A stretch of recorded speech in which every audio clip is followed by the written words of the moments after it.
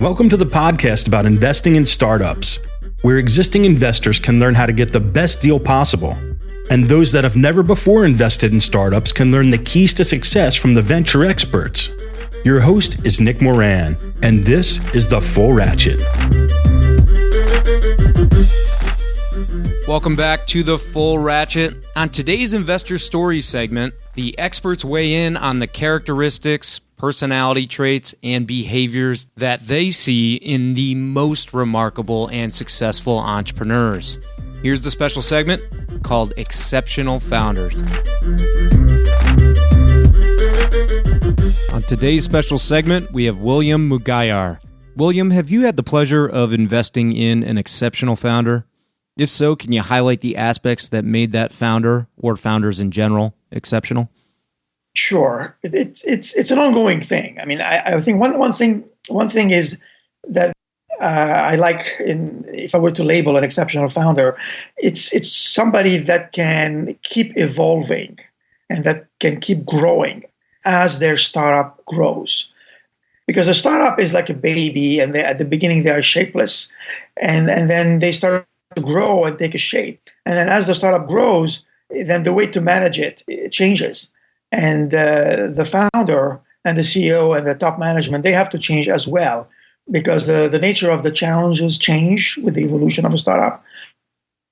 So the ones that do well are ones that are able to evolve themselves, and they can deal with the challenges that come to them, and they don't always come to you for anything. I mean, I don't mind interacting with a lot of founders, because being an investor is like being in the service business. We work for them, and it's a cliche I'm using, but I practice it.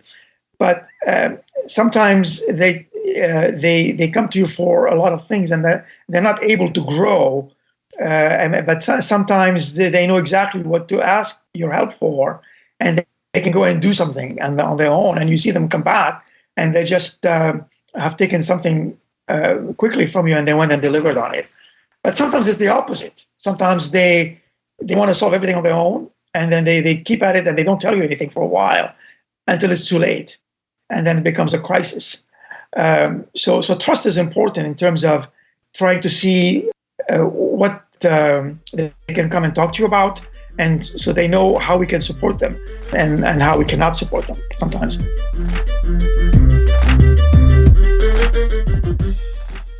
On today's special segment, we have John Medved. John, have you had the pleasure of working with or investing in an exceptional founder? And if so, can you pick one and talk about what made that entrepreneur so great and unique, and maybe highlight some of the characteristics in some of the best entrepreneurs that you've worked with? I've worked with a lot of exceptional founders, people who go that extra mile. I've worked with great CEOs who've come in and worked with them.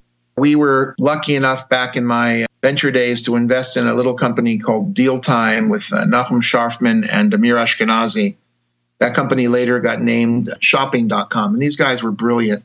But what made the company successful really at the end was the partnership between these two super Israeli entrepreneurs who had actually, this was their second outing. Unfortunately, one passed away after Shopping.com, but the other, Amir, has gone on to other successes. But what really made the company successful was teaming them up with a brilliant US-based CEO, a guy named Dan Saporin, who has now gone on to a great career as a venture capitalist. He's the lead investor at Lending Club and very active in a bunch of things. But it was that combination of brilliant entrepreneurs who had great technical skills and great zeal and passion, together with an experienced manager who knew how to scale a business and run it.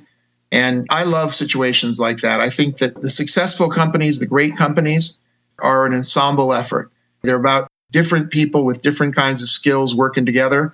And especially as we've been doing, sourcing a lot of deals out of Israel, it's about bringing on other skills that can complement these guys. And this company raised a bunch of money and back as fashionable in the late 90s. We funded it in 98. I think we had raised like $80 million before 2000 and the bubble burst. But what made this company successful was these guys essentially met that challenge head on, got their business straight, got lean and mean, and ultimately got public with Goldman Sachs and sold the company for over $600 million to eBay. You really see the quality of your entrepreneurial team when they meet and overcome a crisis. Is there anything about Amir pre-investment that really jumped out at you and you said, I've got to invest in this guy or these two guys? They were just so smart and so ethical. First of all, had a successful run before. They were brilliant. And anybody who met them then or meets them now, at least Amir, Nachum is no longer with us, you see that right away. And it was really interesting because in this case, they came to us initially with an idea which we didn't like and a different name for the company. We liked the guys, but we didn't like their idea. So we literally pretty much together with them came up with this new idea of comparison shopping. We came up with the name Deal Time, and then we wrote $1 million seed money check. So this was a case really of liking the guys and realizing you can always find an idea. So on today's special segment, we have Christine Tsai of 500 Startups. Christine, have you had the pleasure of investing in an exceptional founder? If so, what made that entrepreneur so great? And can you highlight the aspects that make founders remarkable? Well, I certainly feel very fortunate to do what I do because I feel like I actually learn much more from the founders that we're investing in and, even our team. I'm not sure how useful I am personally, but but I think, it's so great to work with companies. One, either they come through our accelerator and we invest that way, or, even if we just invest as a seed deal. And, obviously it's difficult to have a one-on-one relationship with hundreds of companies. Ultimately, sometimes it's some companies that I have a stronger rapport with or not. But regardless, have definitely worked with a lot of great founders.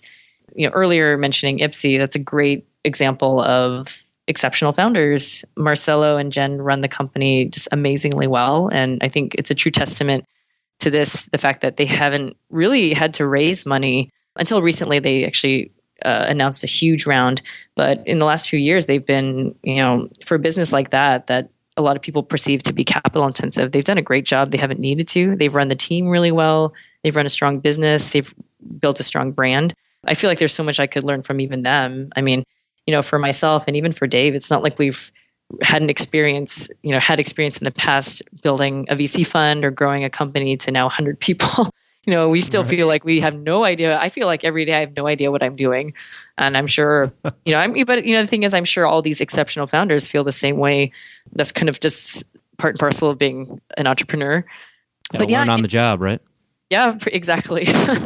But in terms of I guess the founders that are truly exceptional and what makes them so great, I think that for a lot of them, they are very focused and they know kind of what they're building and focus is definitely a common trait.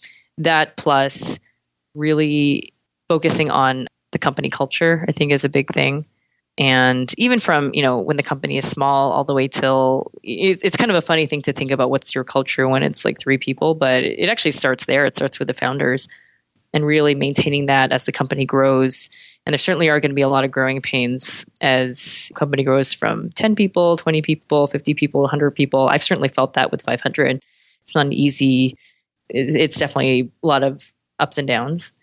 And then I guess, it's probably a lot of qualities, but I think the other thing is founders who are very good at, I guess what you say is like hustling. Like they kind of have this view of not why I can't do something, but how can I do something? So they think about how to make things happen instead of kind of feeling pessimistic about things. So for a lot of the founders I've had the chance to work with more closely, it is definitely that mindset that they feel you're always going to run into all sorts of problems, but founders who are kind of good at tackling these problems head on or figuring out ways to solve for them versus either getting frustrated or giving up, that definitely is a differentiator. Yeah, even with some of the top investors, I keep hearing this soundbite from some of the better investors out there that when they got too hung up on why something couldn't work, then they missed like a huge opportunity because they were so focused on the reasons why it wouldn't work, like an Airbnb or an Uber, instead of the potential it could have. Oh yeah, certainly from the investor perspective too. Like if you thinking about like, oh, well, why would something not work versus like, how could this actually be a big market? Maybe it's something I just don't understand. Can I dig into this more? That's certainly applicable. Yep. That will wrap up this installment of Investor Stories. Head over to thefullratchet.net to leave a comment, sign up for the newsletter, or find resources discussed on any of the episodes. Until next time, remember to over-prepare, choose carefully, and invest confidently. Thanks for listening.